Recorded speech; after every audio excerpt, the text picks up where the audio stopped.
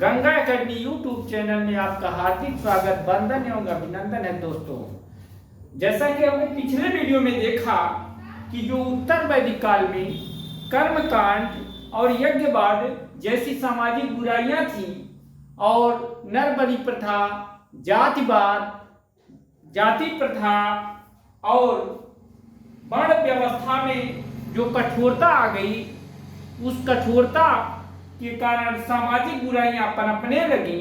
इन सभी सामाजिक, धार्मिक और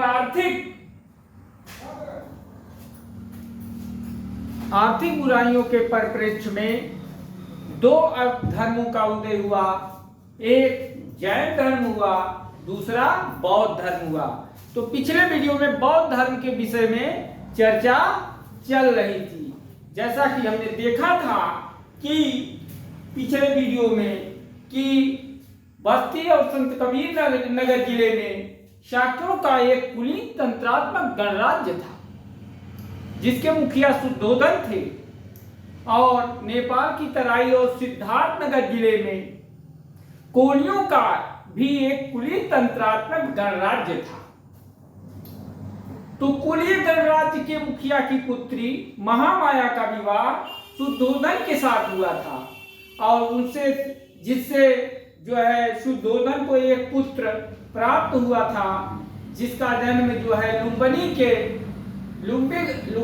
कपिलवस्तु के लुम्बिनी ग्राम में आम्र कुंज के नीचे हुआ था। तो इस तरीके से गौतम बुद्ध का जन्म हुआ। जन्म के पश्चात जब 16 वर्ष की अवस्था में उनका विवाह जनपद कल्याणी सौंदर्य प्रतियोगिता की विजेता बीपा गोपा और अथवा यशोधरा के साथ हो गया।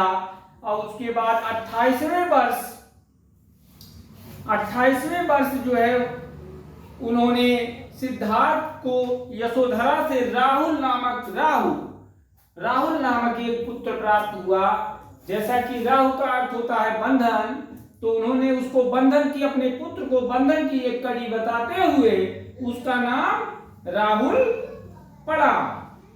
इस तरह हम देखते हैं कि 29वें वर्ष में सांसारिक दुखों से द्रवित होकर के सिद्धार्थ ने अपने गृह का त्याग कर दिया। और गृह त्याग की घटना को बौद्ध धर्म में महाविनिष्क्रमण के नाम से जाना जाता है। गौतम बुद्ध के वैराग्य उत्पन्न करने वाले 4 महत्वपूर्ण दृश्य मध्यम निकाय में दिए गए हैं। वे दृश्य थे: जर्जर शरीर वाला व्यक्ति, रोगी व्यक्ति, मृत व्यक्ति और प्रसन्न मुद्रा में सन्यासी। शाक्यों एवं कोलियों के मध्य रोहिणी नदी को लेकर के जल विवाद उत्पन्न हो गया था। इसका भी कारण कुछ लोग मानते हैं कि बुद्ध ने अपने गृह का त्याग कर दिया, परंतु मध्यम निकाय में बुद्ध के महाविनिष्क्रमण एवं महाबोधि का वर्णन किया गया है। बुद्ध के ने गृह त्याग के पश्चात अनोमा नदी के किनारे अनुया नामक स्थान पर पहुंचकर सिर मुड़वाकर भिक्षु वस्त्र धारण करके अपने घोड़े कंठक और साथी चन्ना को वापस कर दिया था, जहां चूड़ामणि एवं कंठका नाम बिहार का निर्माण किया गया। गृह त्याग के पश्चात प्रथम गुरु के वैशाली के समीप आलार का नामक सांख्य दर्शन के आचार्य से हुआ।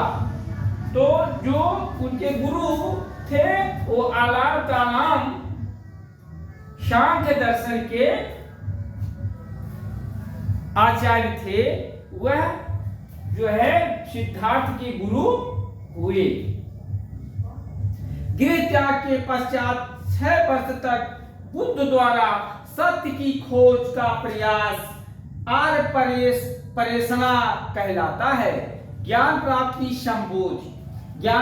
संबोधि की घटना 35 वर्ष की अवस्था में उर्वेला नामक सेनानी गांव में अस्वस्थ वृक्ष के नीचे 49 दिन की कठिन साधना के बाद वैशाख पूर्णिमा के दिन जो है इन्हें ज्ञान अर्थात संबोधि प्राप्त हुआ, इस घटना को संबोधि कहा जाता है।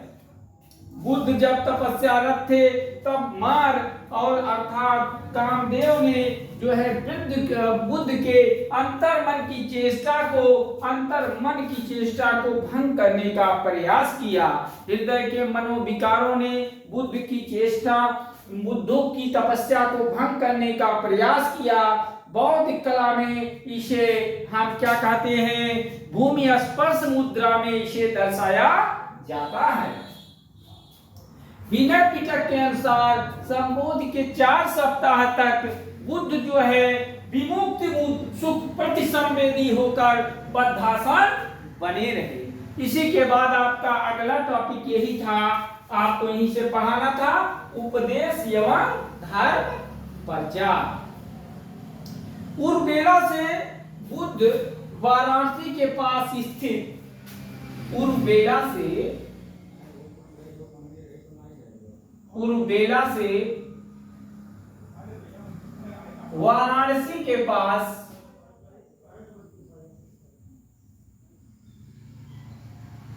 स्थित सारनाथ नामक स्थान पर सारनाथ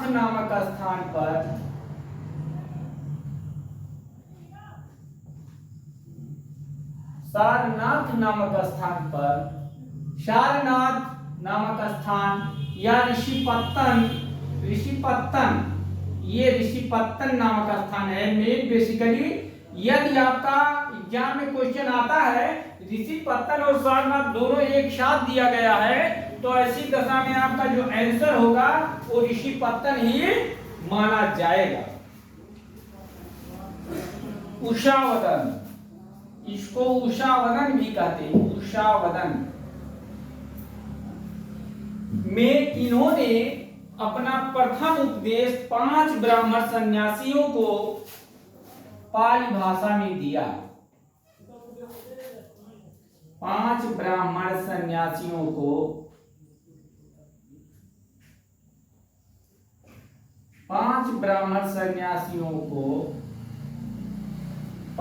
ब्राह्मण सन्यासियों को पाली भाषा में दिया।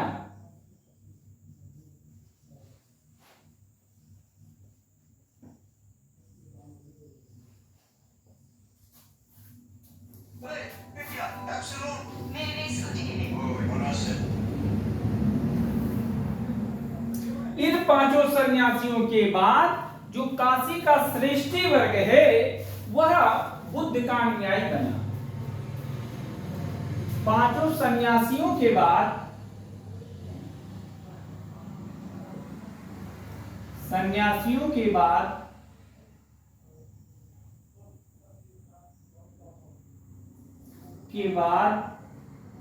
काशी का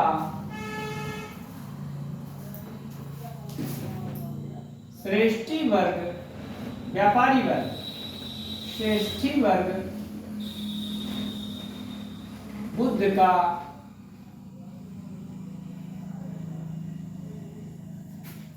अनुयायी बना।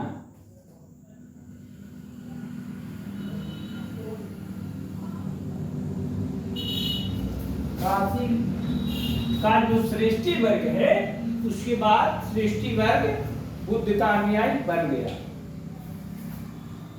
महात्मा बुद्ध का प्रथम उपदेश धर्म चक्र प्रवर्तन कहलाता है। प्रथम उपदेश धर्म चक्र प्रवर्तन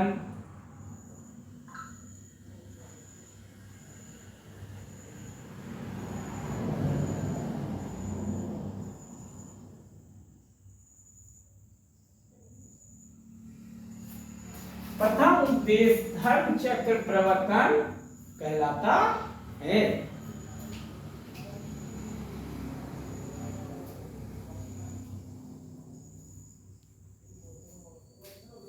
सारनाथ में ही बौद्ध संघ की स्थापना, सारनाथ में ही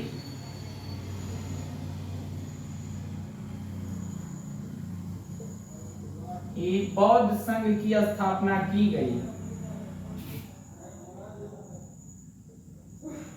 बौद्ध संघ की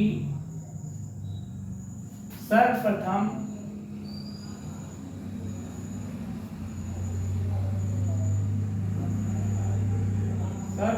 स्थापना की गई।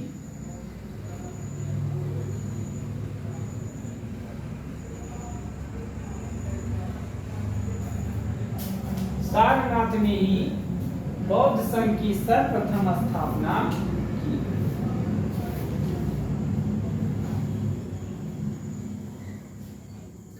और बौद्ध संघ में प्रवेश स्थापना की गई और यहीं से ही बौद्ध संघ में लोगों का प्रवेश प्रारंभ हो गया।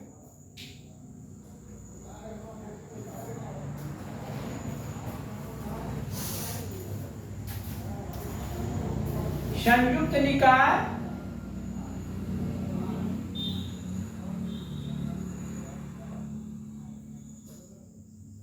सुत्त पिटक में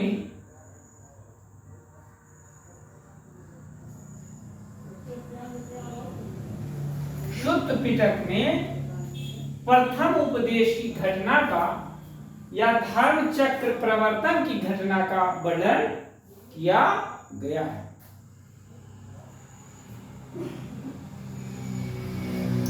इसी में प्रथम उपदेश के में ही इसी में इन्होंने 4 आर्य सत्य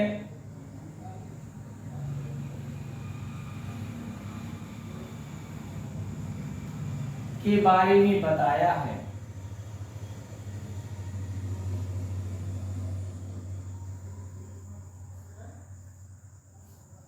अर्थात पुनः अधिकार कर लेते हैं। उर्मिला से, जैसे उर्मिला नामक सेनानी गांव में जब बुद्ध को ज्ञान प्राप्त हुआ बोध गया में, तो वहां से वो डायरेक्ट सारनाथ चले आए।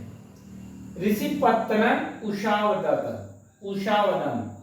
उषावदन यहाँ पर 5 ब्राह्मण सन्यासियों को पहली बार बुद्ध ने अपना उपदेश दिया। 5 सन्यासियों के बाद काशी का श्रेष्ठी वर्ग जो था वो बुद्ध का अनुयायी बन गया। उसके बाद सारनाथ में ही सर्वप्रथम बौद्ध संघ की स्थापना की गई। यहाँ पर जो प्रथम उपदेश दिया गया, इस घटना को धर्म चक्र प्रवर्तन कहते हैं। संयुक्त निकाय में धर्म चक्र प्रवर्तन की घटना का वर्णन किया गया है। इसमें ही 4 आर्य सत्य के बारे में शुद्ध निकाय अर्थात सुत्त पिटक में इसका वर्णन किया गया है। 4 आर्य सत्यों के बारे में बताया गया है।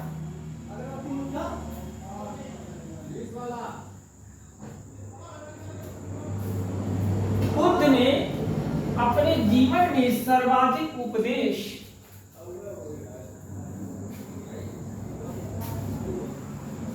कौशल की राजधानी श्रावस्ती में बुद्ध ने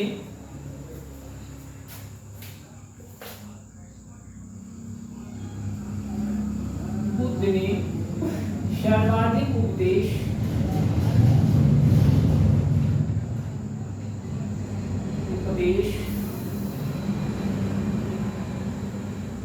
कौशल की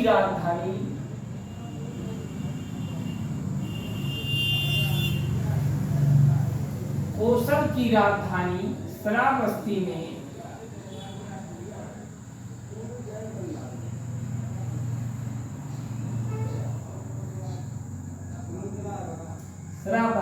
दिया। जो सर्वाधिक उपदेश है कहाँ दिया बुद्ध ने? कौशल की राजधानी श्रावस्ती में सर्वाधिक उपदेश बुद्ध के द्वारा दिया गया। मगध को बुद्ध ने अपना प्रचार केंद्र बनाया। मगध को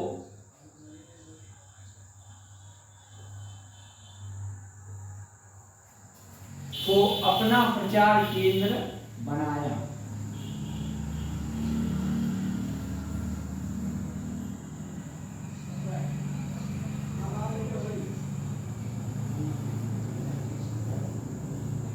मगध राज्य को प्रचार का केंद्र बनाया, लेकिन बुद्ध ने अपना सर्वाधिक उपदेश कौशल की राजधानी श्रावस्ती में दिया।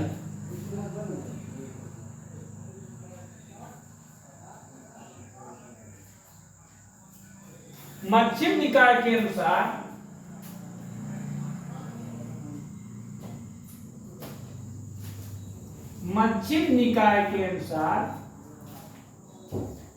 मध्यम निकाय में इस बात का वर्णन किया गया है कि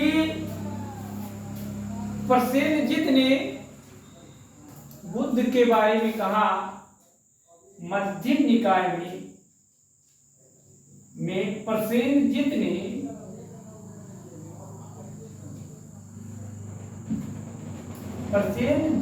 बुद्ध के बारे में कहा है। मध्यम निकाय में इस बात का वर्णन है कि प्रसेनजित ने बुद्ध के बारे में कहा है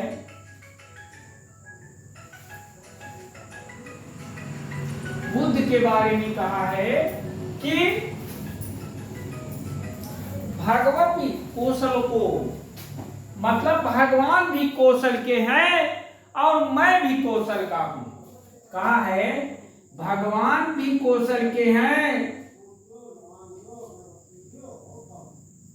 भगवान भी कौशल के हैं और मैं भी कौशल का हूं।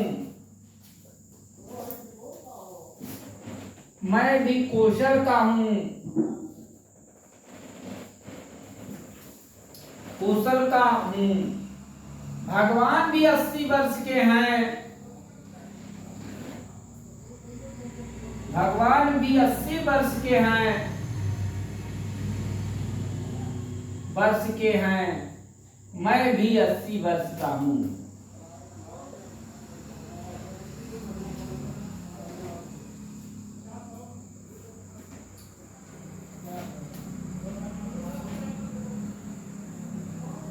मध्यम निकाय में इस बात का वर्णन किया गया है कि प्रसेनजित ने बुद्ध के बारे में कहा कि भगवान कौशल के हैं और मैं भी कौशल का हूं। भगवान भी 80 वर्ष के हैं, मैं भी 80 वर्ष का हूं। अर्थात भगवत कौशल को, अहमपि कौशल को, अहमपि 80 द्विको और भगवत 80 द्विको। अर्थात बुद्ध भी कौशल के हैं, मैं भी कौशल का हूं। भगवान भी 80 वर्ष के हैं, मैं भी 80 वर्ष का हूं।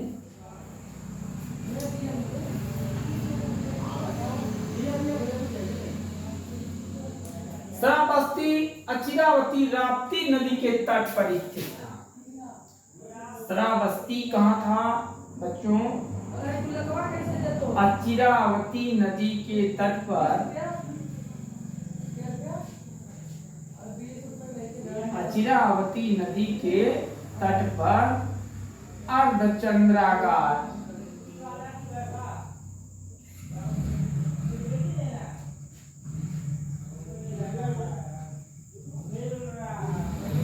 अचिरावती नदी के तट पर अर्धचंद्राकार आकृति जो थी वो श्रावस्ती थी।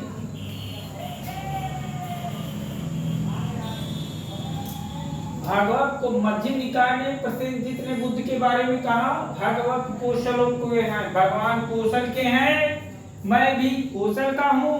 भगवान 80 वर्ष के हैं, मैं भी 80 वर्ष का हूँ। श्रावस्ती जो थी वो अचिरावती नदी के तट पर अर्धचंद्राकार आकृति में एक नगर था, राजधानी थी जो अर्धचंद्राकार आकृति में थी। ये किसकी राजधानी थी? कोशल। कोशल की राजधानी श्रावस्ती थी। जैसा पिछले वीडियो में हमने 16 महाजनपदों के विषय में जब चर्चा चल रही थी तो हमने आपको बताया था।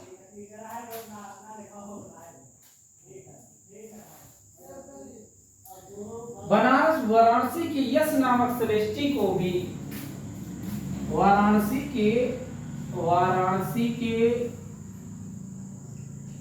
यश नामक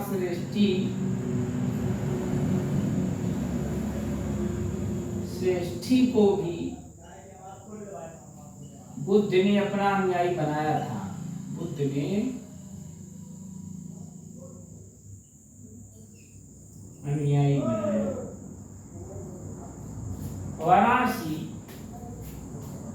वाराणसी का एक सेठ था यश नाम का, जो बुद्ध का अनुयायी था। इसको अनुयायी था, इसको संघ में शामिल किया गया। संघ में शामिल किया गया। कहा गया है? संघ में शामिल किया। बुद्धं शरणं गच्छामि, संघं शरणं गच्छामि, धम्मं शरणं गच्छामि। बौद्ध धर्म के तीन त्रिरत्न हैं: बुद्ध, संघ और धर्म।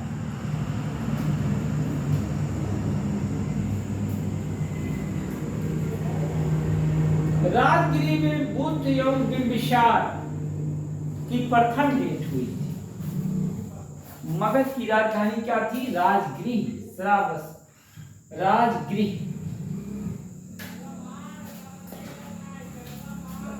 बुद्ध और बिंबिसार की भेंट राजगृह।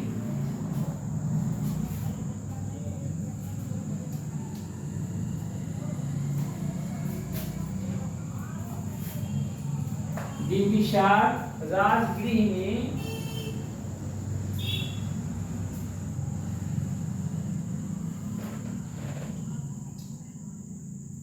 में बुद्ध और प्रसेनजित की भेंट हुई थी। बुद्ध और बिंबिसार की भेंट हुई थी।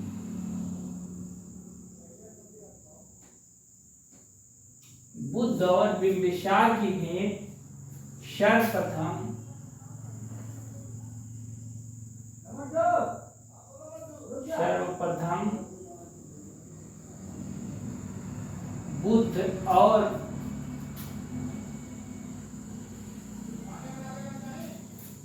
बुद्ध और बिंबिसार की सर्वप्रथम भेंट राजगृह में हुई।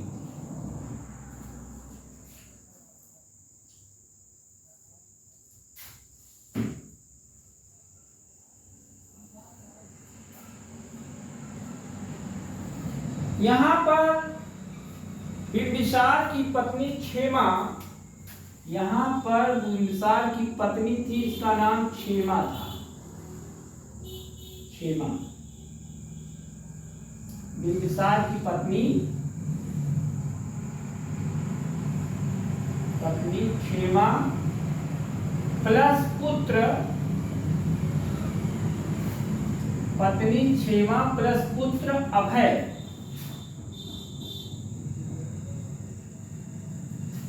अभय को बौद्ध धर्म में बुद्ध के शिष्य बने। ये दोनों बुद्ध के शिष्य बन गए। ये दोनों शिष्य बन गए बुद्ध के। राजगिरी जो उस समय मगध की राजधानी थी, राजगिरी का मगध का शासक बिंबिसार की सर्वप्रथम भेंट बुद्ध से राजगृह में हुई। उसी समय उसकी पत्नी क्षेमा और पुत्र अभय जो है बुद्ध के शिष्य बने। जो पुत्र अभय था वो वैशाली की गणिका आम्रपाली से उत्पन्न पुत्र था। वैशाली की नगर वधु जो आम्रपाली थी उससे उत्पन्न पुत्र था। एक तरीके से आम्रपाली का जो पुत्र था वो अभय था। वो यहाँ पे जब बिंबिसार, क्षेमा और उसका पुत्र अभय बुद्ध के शिष्य राजगृह में बंद।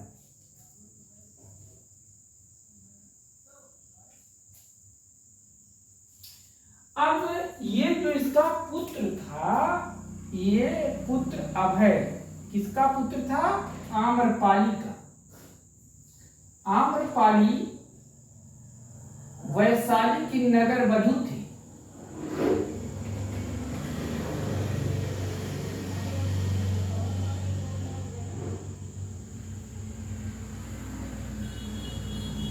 नगर वधू अर्थात गणिका थी।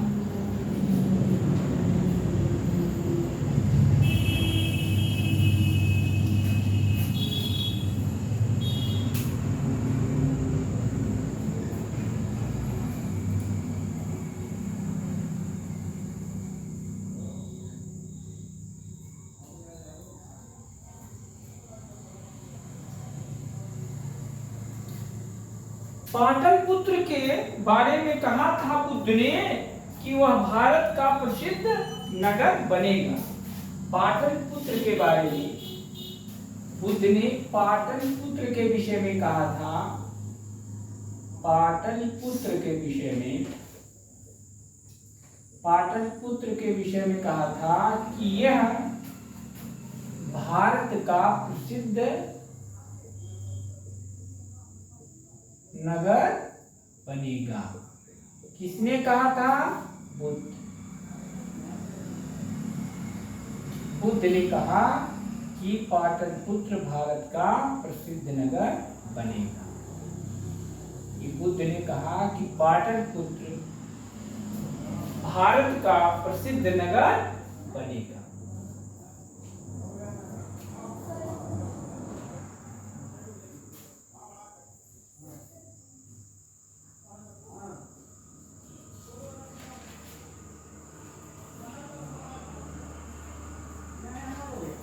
लिच्छवियों ने बुद्ध को कुटग्रशाला दान में दिया।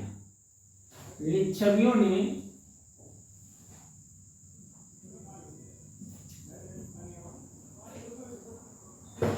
बुद्ध को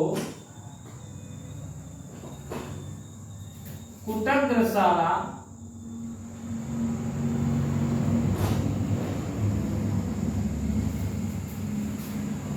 दान में दिया।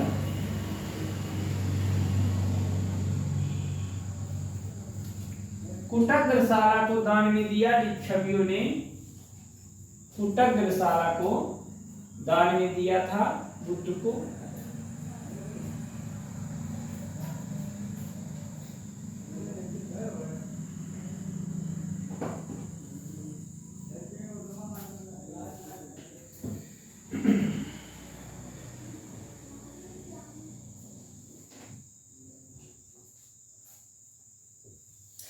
बुद्ध ने कपिलवस्तु में शाक्यों के संस्थागार का उद्घाटन किया।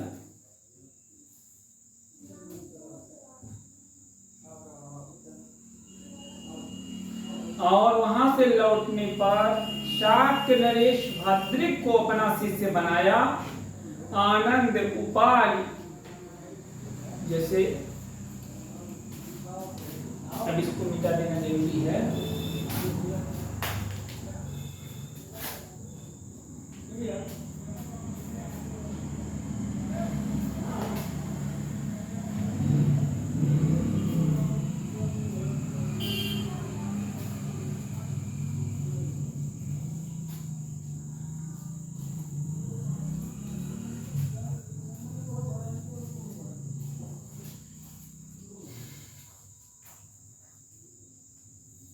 बुद्ध ने कपिलवस्तु में शाक्यों की संस्थागार का उद्घाटन किया। बुद्ध ने कपिलवस्तु में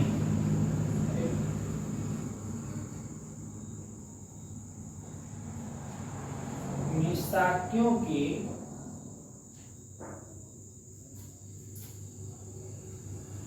संस्थागार का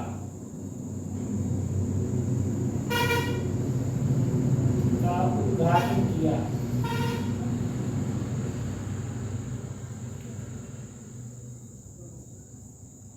ने क्या किया, कपिलवस्तु में शाक्यों के संस्थागार का उद्घाटन किया और शाक्त नरेश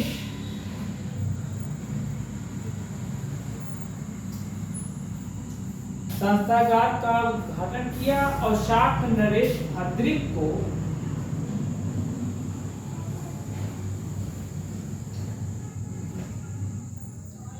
शाक्त नरेश भद्रिक को अपना शिष्य बनाया।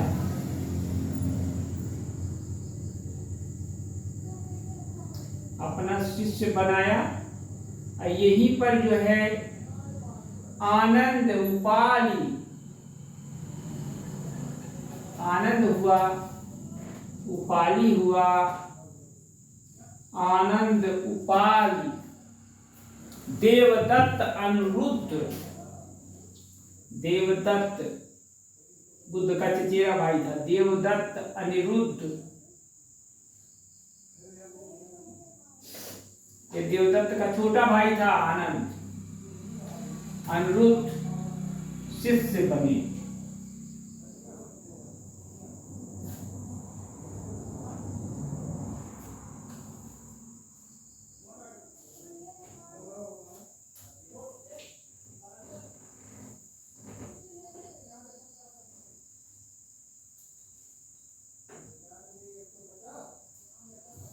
राजगिरी में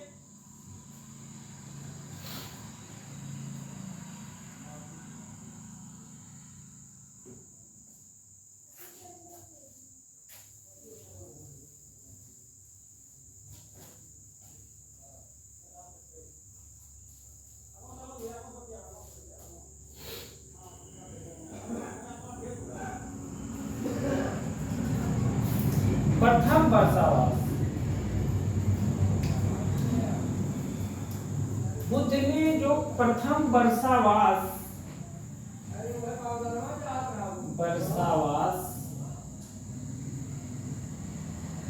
कहां पर व्यतीत किया था? बुद्ध ने प्रथम वर्षावास सारनाथ वाराणसी के, सारनाथ वाराणसी के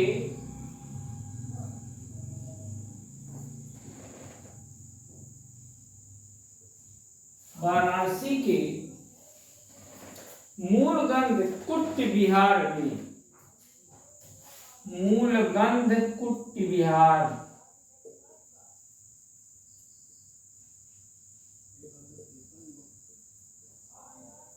मूलगंध कुट विहार में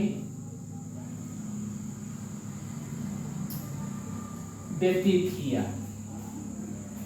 प्रथम वर्षावास मूलगंध कुट विहार में व्यतीत किया। और अंतिम वर्षावास, अंतिम वर्षावास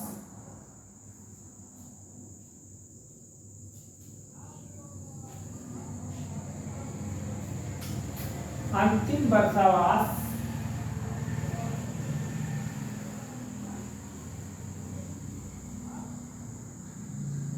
वैशाली के बेलवन, वैशाली के बेलूग्राम बिहार में, वैशाली के बेलूग्राम बिहार में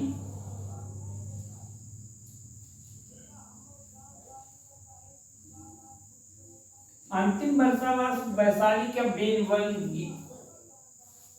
बेलूग्राम बिहार में व्यतीत किया और प्रथम वर्षावास वाराणसी के मूलगंध कुट बिहार में व्यतीत किया था। दूसरा चौथा वर्षावास राजगृह में किया। दूसरा और चौथा, दूसरा प्लस चौथा वर्षावास कहाँ व्यतीत किया? चौथा वर्षावास राजगृह में, जो मगध की राजधानी थी, राजगृह में व्यतीत किया।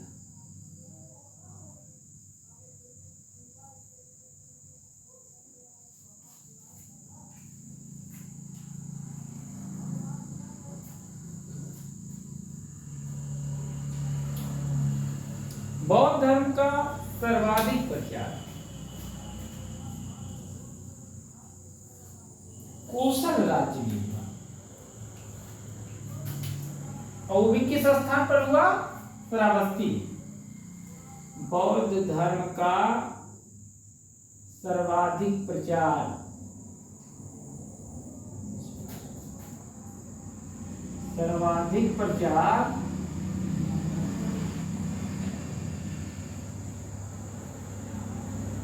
कोसल राज्य में।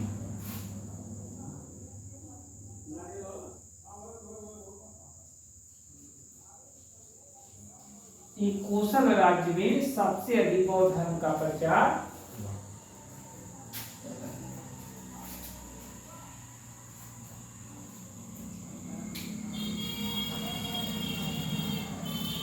और कोसल राज्य में ही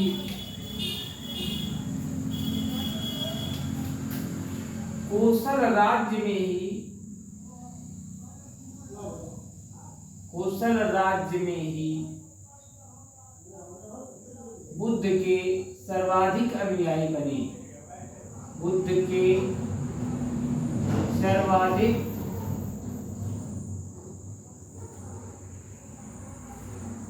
अनुयायी बने। तो किस वर्ण के लोग बुद्ध के सर्वाधिक अनुयायी हैं, यदि ऐसा प्रश्न पूछता है कभी एग्जाम में कि बौद्ध धर्म के सर्वाधिक अनुयायी किस वर्ण के लोग थे, ब्राह्मण, क्षत्रिय, वैश्य और शूद्र, तो उसका उत्तर होगा ब्राह्मण। सर्वाधिक जो अनुयायी थे वो बुद्ध के ब्राह्मण थे।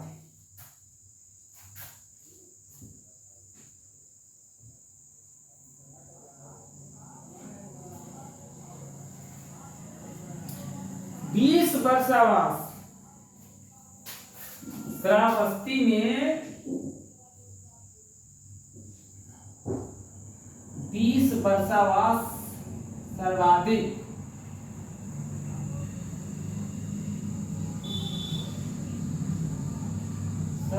व्यतीत किया था बुद्ध ने। सर्वाधिक वर्षावास 20 वर्षावास जो है श्रावस्ती में व्यतीत किया।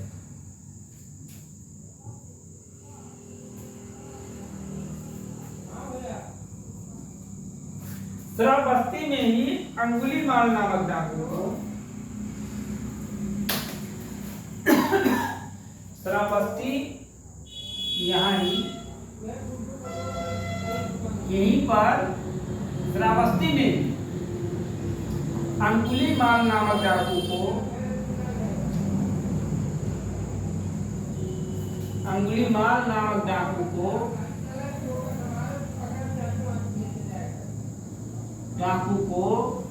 बौद्ध धर्म में दीक्षित किया।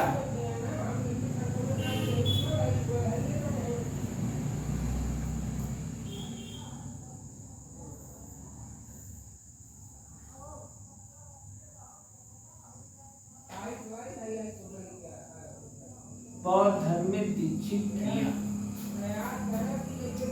श्रावस्ती में ही अंगुलीमाल नामक डाकू को बौद्ध धर्म में दीक्षित किया।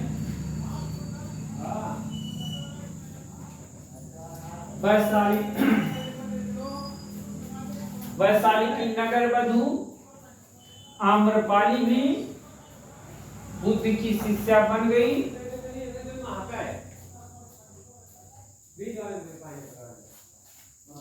वैशाली की गणिका आम्रपाली भी बुद्ध की शिष्य बनी।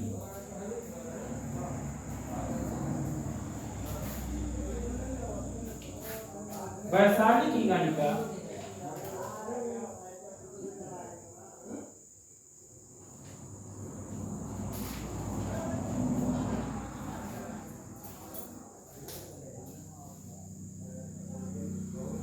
आम्रपाली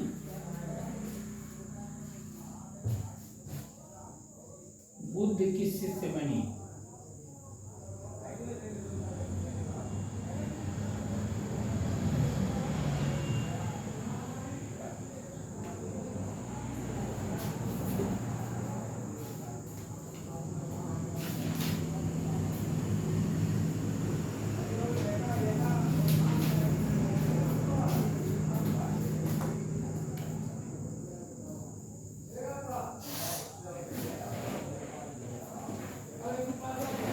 बुद्ध का प्रधान शिष्य,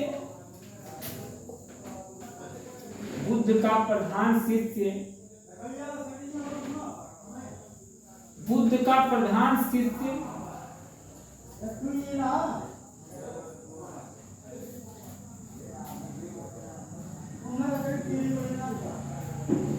प्रधान शिष्य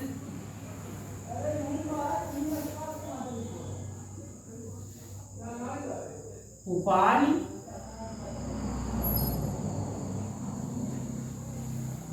और प्रिय शिष्य आनंद।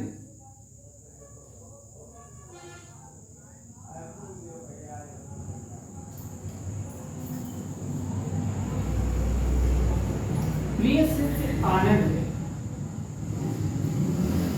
प्रिय शिष्य आनंद मल्ल गणराज्य के निवासी थे। मल्ल गणराज्य के निवासी थे।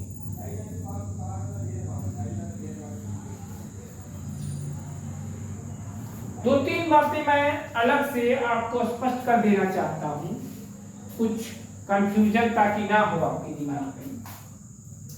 ये देवदत्त, देवदत्त चचेरा भाई था।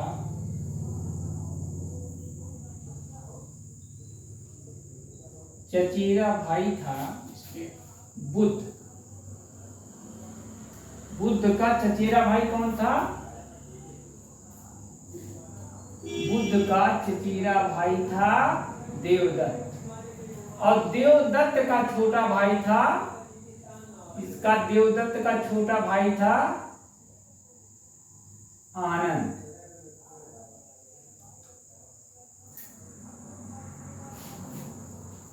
देवदत्त का छोटा भाई था आनंद।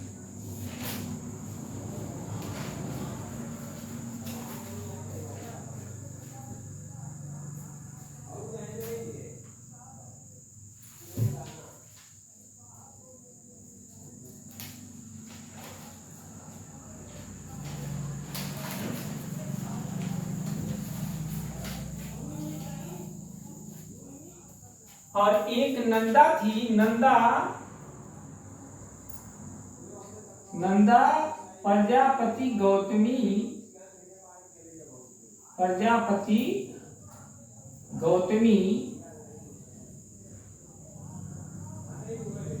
अर्थात बुद्ध की मौसी।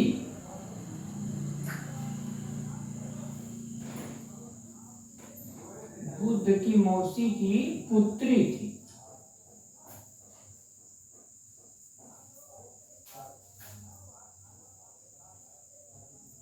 नंदा भी शिष्य बनी ना, प्रजापति गौतमी भी शिष्य बन गई, यशोधरा भी बाद में शिष्य बनी।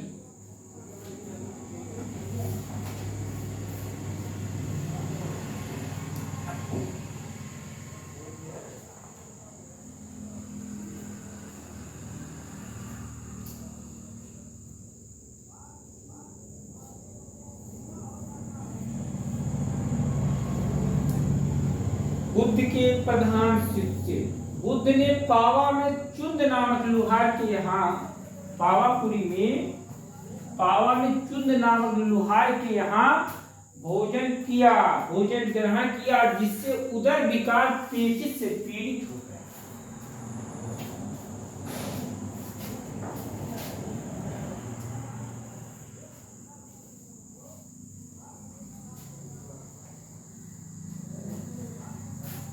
बुद्ध ने पावा में चुंद नामक व्यापारी के यहाँ, बुद्ध ने पावा में चुंद नामक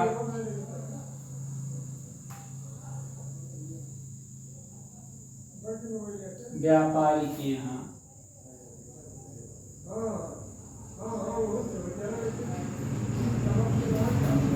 बुद्ध ने पावा में चुंद नामक व्यापारी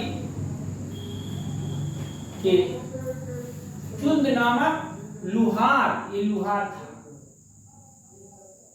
लुहार के यहाँ भोजन ग्रहण किया,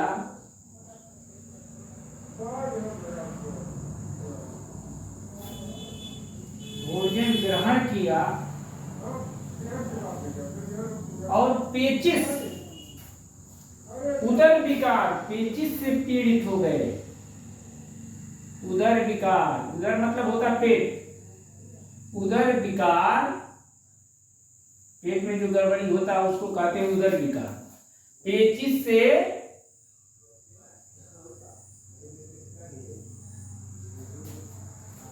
पीड़ित हो गए।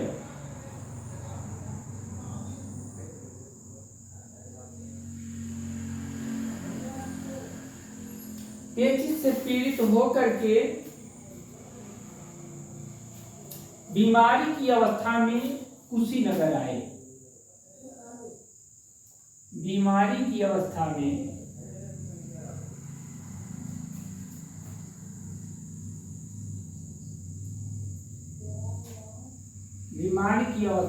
कुशीनगर आए।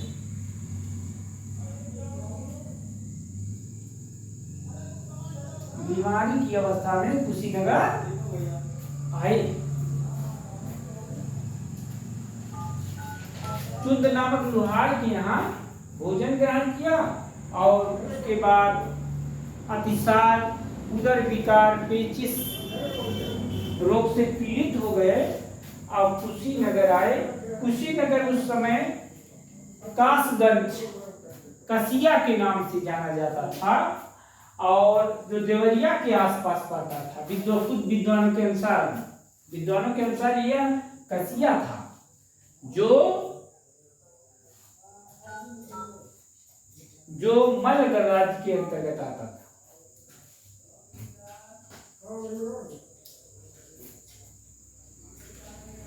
अंतिम समय एवं मृत्यु, अगला टॉपिक है आपका इसके बाद अंतिम समय एवं मृत्यु।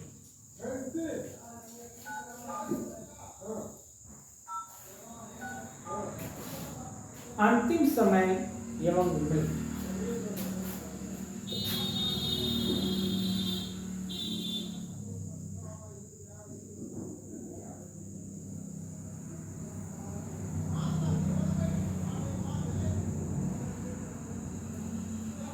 इनकी मृत्यु 483 ईसा पूर्व में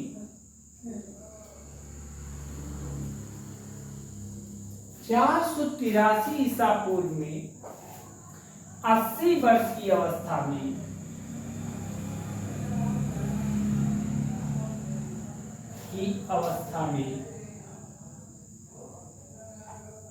18 ईयर्स ओल्ड, 80 वर्ष की अवस्था में हिरण्यवती नदी तट पर, हिरण्यवती नदी के तट पर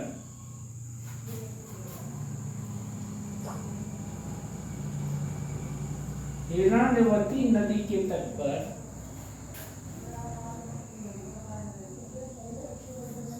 दो साल वृक्षों के बीच में,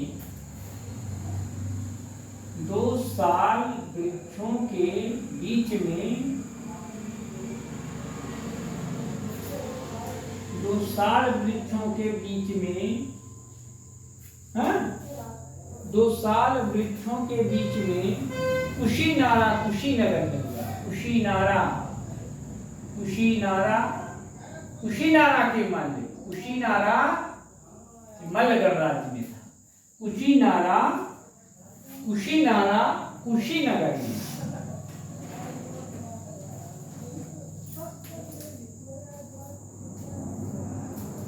कुशीनगर में हुआ था।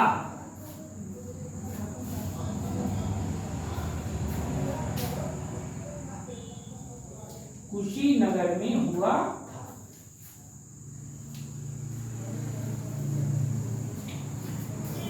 बुद्ध के निधन को महापरिनिर्वाण के नाम से, बुद्ध के निधन को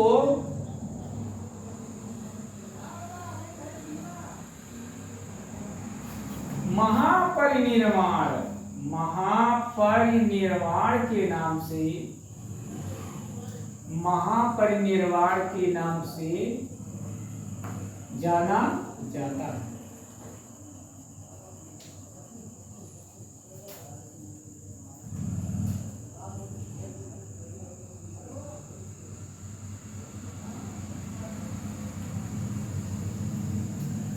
महापरिनिर्वाण के नाम से जाना जाता है। तो बुद्ध को महापरिनिर्वाण 80 वर्ष की अवस्था में हिरण्यवती नदी के तट पर 2 साल वृक्षों के बीच कुशीनगर में हुआ। बुद्ध के निधन को महापरिनिर्वाण के नाम से जाना जाता है।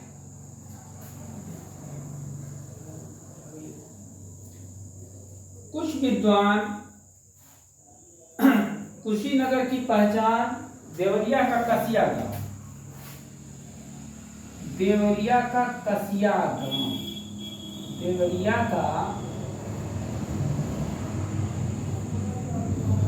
कसिया गांव के रूप में, कसिया गांव के रूप में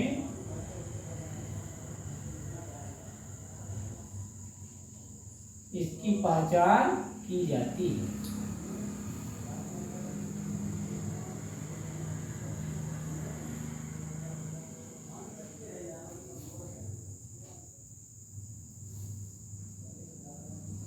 कसिया गांव के रूप में इसकी पहचान की जाती है। बुद्ध ने कुशीनगर में सुभद्र को अंतिम उपदेश दिया था। महापरिनिर्वाण के पूर्व बुद्ध ने कुशीनगर में सुभद्र को अंतिम उपदेश दिया था और कहा था कि सभी सांघातिक पदार्थों का विनाश होता है, अर्थात सभी संस्कार बेधर्मा है। बुद्ध ने सुभद्र से क्या कहा? बुद्ध ने सुभद्र को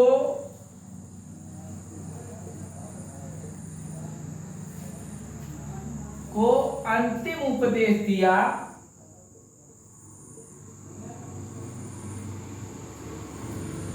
अंतिम उपदेश दिया और कहा, क्या कहा? कि सभी संस्कार बेधर्मा हैं, अर्थात सभी सांगतिक पदार्थों का विनाश होता है।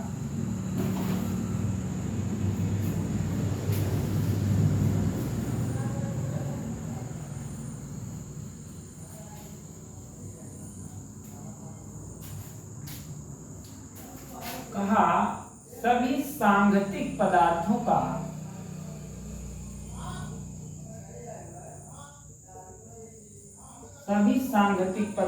का विनाश होता है।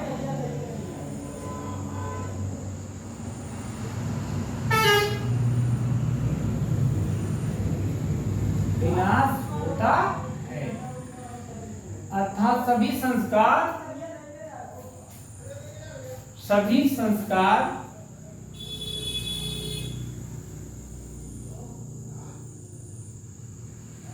बेधर्मा, सभी संस्कार बेधर्मा हैं, अतः प्रमाद रहित होकर अपना कल्याण करो, अर्थात नष्ट होने वाले हैं। सभी संस्कार कैसे हैं? नष्ट होने वाले हैं। सभी सांगतिक पदार्थों का विनाश होता है, सभी संस्कार बेधर्मा है अर्थात नष्ट होने वाले हैं, अतः प्रमाद रहित होकर अपना कल्याण करो। उन्होंने क्या कहा? अतः प्रमाद रहित होकर अपना कल्याण करो।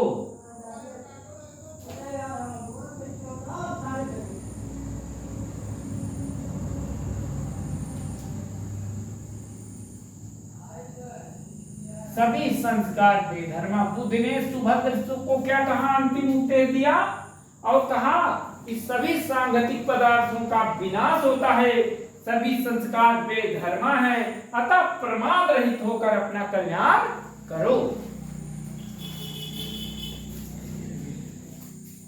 इसी समय बुद्ध ने अपने प्रिय शिष्य आनंद को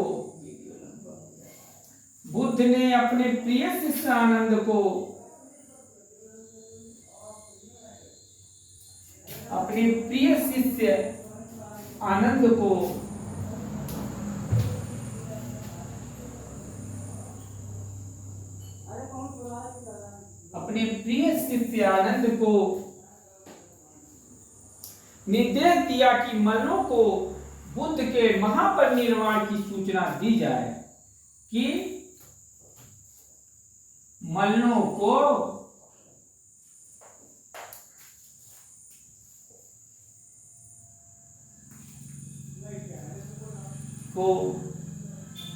बुद्ध के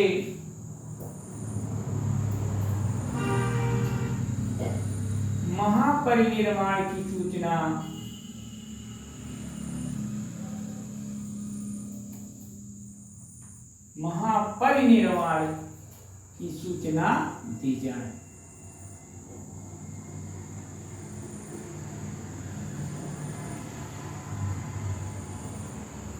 अपने प्रिय शिष्य आनंद को, जो इनका चचेरा भाई था बुद्ध का, उसने कहा, बुद्ध ने आनंद से, कि मल्लों को बुद्ध के महापरिनिर्वाण की सूचना दिया जाए। अर्थात इसी के साथ आज का हमारा ये सेशन समाप्त होता है। आप सभी गंगा एकेडमी यूट्यूब चैनल को लाइक कीजिए, शेयर कीजिए, सब्सक्राइब कीजिए, कमेंट कीजिए। इसी के साथ हम अपने सेशन को समाप्त करते हैं। जय हिंद, जय भारत।